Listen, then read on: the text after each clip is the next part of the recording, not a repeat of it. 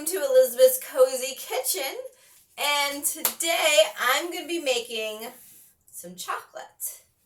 I love making chocolate, and there is a really amazing, if you love making raw chocolate, there's this really amazing raw chocolate course from the Raw Chef that I'm just in the beginning parts of the program. So basically, mostly because I just make the same thing over and over again. But we're just going to be making a basic recipe for chocolates. It's been adapted. It's not the exact recipe of his, but actually of Amy's. But there are lots and lots of options on there that you are just going to love. So in that course, she likes the Vitamix, but I don't have a Vitamix, so I have a Blendtec. But I found that the nut butter cup does work, but I have to do smaller batches, and they actually tend to be batches that are perfect for me. I hope to one day get a Malinger, I don't know. It's a thing that grinds up the chocolate, and you don't even need the blender then. But this is how I do it with the blender. You need a scale, so I'm going to put a scale here, and I'm going to clear it out. And you need a thermometer. Okay, so here goes the recipe. First thing you need to do is I like to use cacao nibs. I'm running low on ingredients. I just ordered more. So we're going to do 50 grams of cacao nibs. Hopefully. Oh, good, that's more.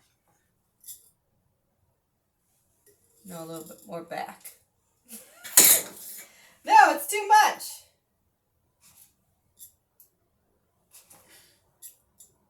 Okay, 50 grams of cacao nibs. And then I need 50 grams of maple sugar.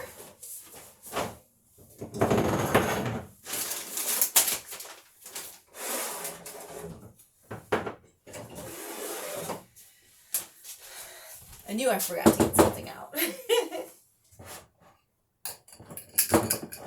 I like to do more of a nib, or you can do a paste, than doing just the powder. I like the chocolate in its whole form, basically, is my thought process.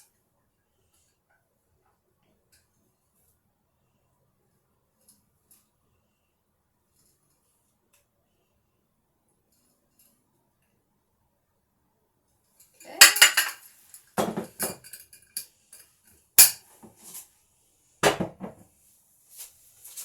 I think I'm going to try something a little bit different. It could go horribly. So I'm just going to go with that for now. Should I not mess with it? I'm gonna try something new.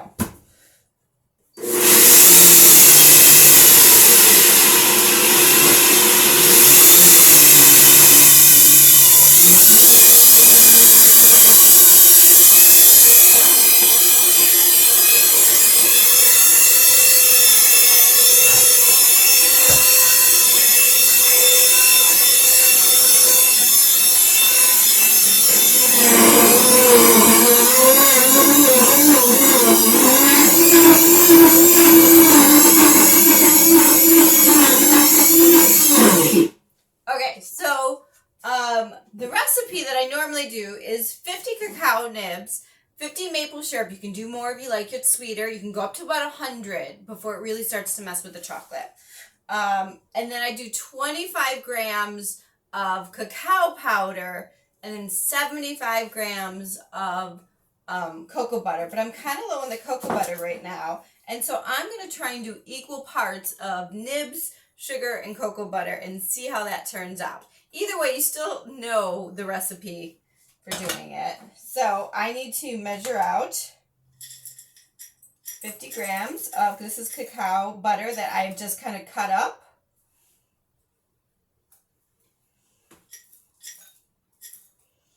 Now, the trick with this blender is first I blended the nibs and the maple syrup, and it's already started to get warm. If it does not already start to get warm, this part becomes a pain in the butt. And I also like to take off this little red top and sprinkle it in the top while I have it on, because I'm not going to be able to tell you that as I turn it on. So let me turn it on.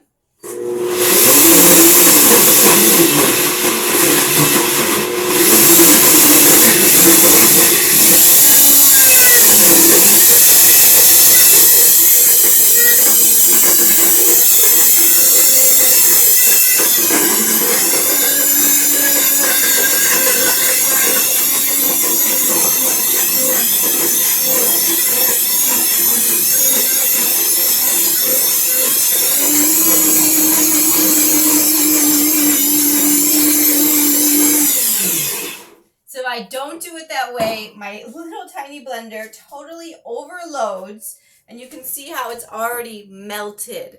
Like it needs to melt. So I'm just going to scrape down the sides here and turn it back on. And then the blender is actually what's going to heat it up to, you want to heat it up to 110 degrees. So the blender is what's going to do that. I don't need to put it on a stove or anything.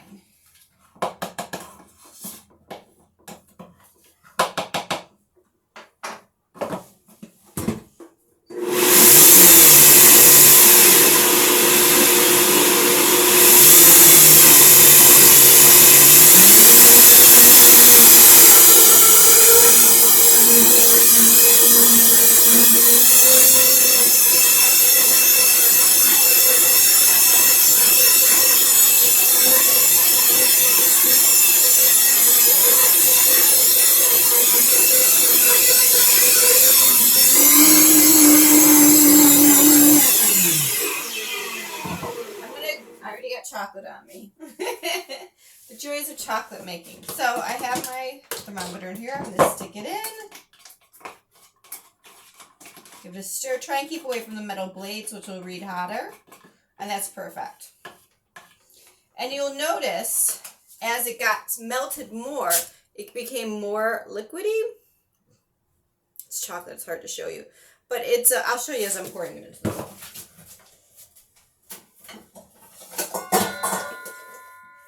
One thing I want to say is at no point should you be using any wood. For a while I thought like, oh, I'll use wood to do this, and wood will hold on to moisture. Any moisture, even if I had tea going or pasta boiling on my stove right now, can really mess and seize your chocolate, and nothing makes me cry more than that. And a mango that's not a good mango. That usually makes me cry too. Okay, so I'm going to set this guy aside, and I'm going to show you, see, as I pour it in, just how liquid it is. As it cools and everything, that it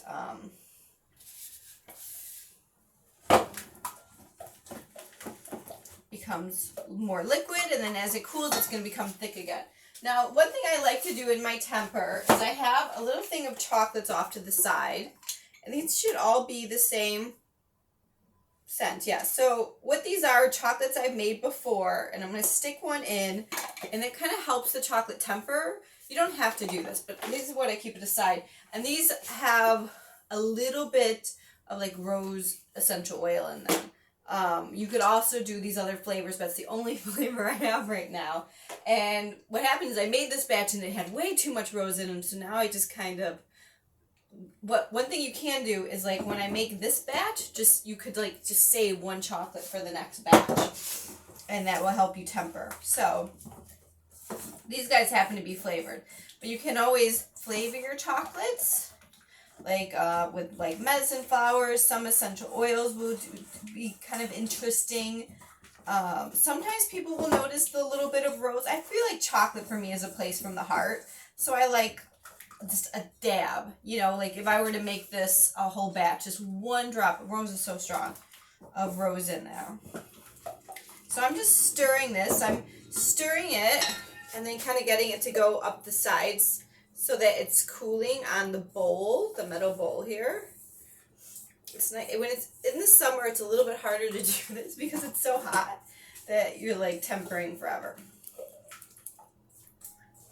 So while I'm tempering, I'm going to talk about different kinds of molds you can use. Now, this video is for my 40 days to raw videos, and we're almost ready here. It's important, so we're making kiss cookies, chocolate kiss cookies, and so we need one of these kiss cookie form molds. This one is a cheap plastic one. It was my mom's. It's, you can usually get these anywhere. And I did see they have silicone, and I might upgrade to silicone or maybe just buy a new one because it's pretty old. This is such a small batch. I'm not used to making such a small batch. It worked well. Okay. Then there's also polycarbonate. Look how nice this is. This one has cacao beans on it. and it's for a bar. So I really like this one. So it's a polycarbonate mold. And this is a silicone mold. I like these because I put these little tiny hearts in my trail mix. Because I like thin, I don't know why, I like thin chocolate. Especially when it's dark. And so I use those. Now, the plastic and the polycarbonate, if you do not temper it properly, it will get stuck. And that's why I think a lot of people choose the silicone. Not only are there like a lot of really fun silicone molds out there, like that really cute. I have a lot of really cute ones hidden away for different seasons and holidays and things like that. But if you can also not do a good temper, and then it won't stick. So a good temper, when it's done, will pull away from the plastic. It shrinks. And in that shrinking is how you can just kind of, usually just kind of tap it out.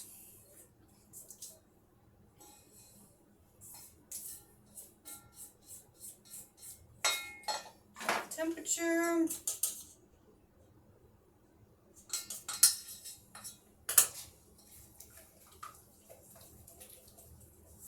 So I use a maple sugar, and I do not remember the brand. I actually go directly through the company now.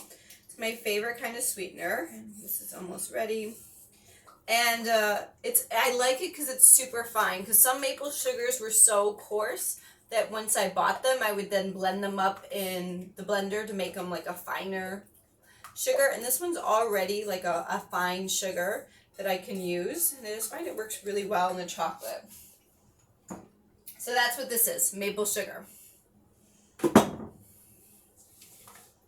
Maple sugar is made the same way they make maple syrup, except they just cook it a lot longer. Okay, this guy's ready.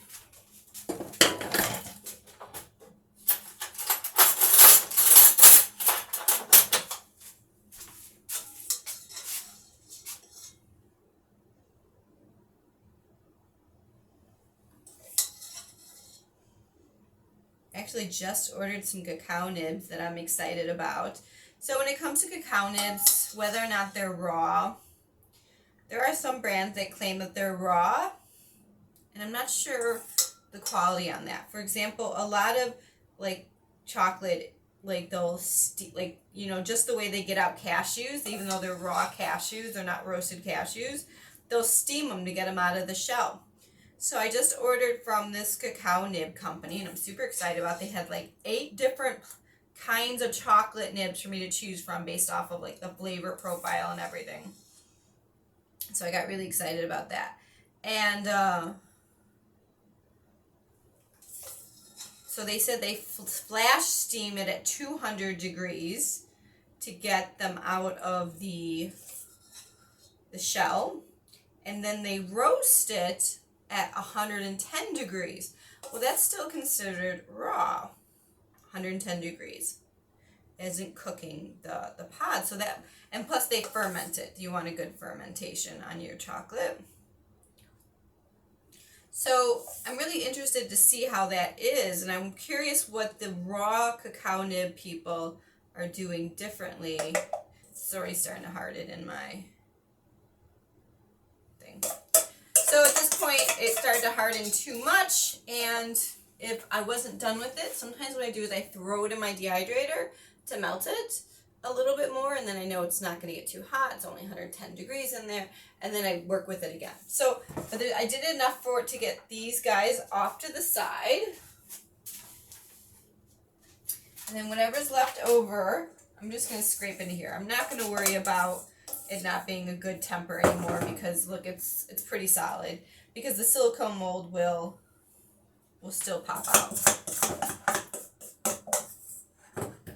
The silicone molds are also really great for other like chocolate desserts that don't require like a temper. Like they have I think it's free. I think in their free course they show you how to make this pistachio dessert.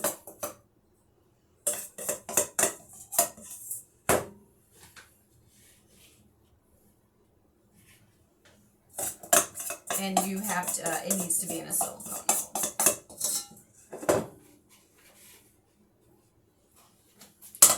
Put that aside.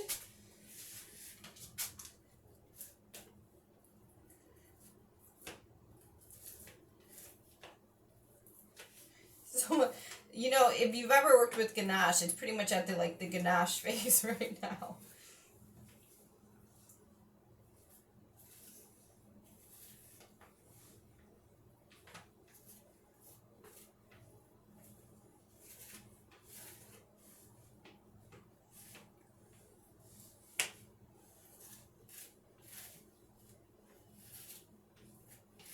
Okay, and I'm gonna set this aside.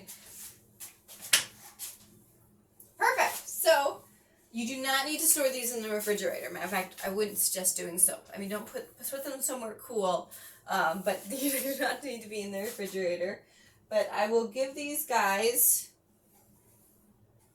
an hour or two, and once I start to look under and you can see that they'll start pulling away, then I know they're ready to come out, and I will be making those delicious Kiss cookies. If you're interested in learning how to make those Kiss cookies, check out my online program from CourseCraft, where we are going to be making all my favorite recipes. So you're going to have the recipes for all my favorite things. I usually just kind of make the same thing over and over again. So go ahead, check that out, and thank you for joining me. Until next time, mangia fresca.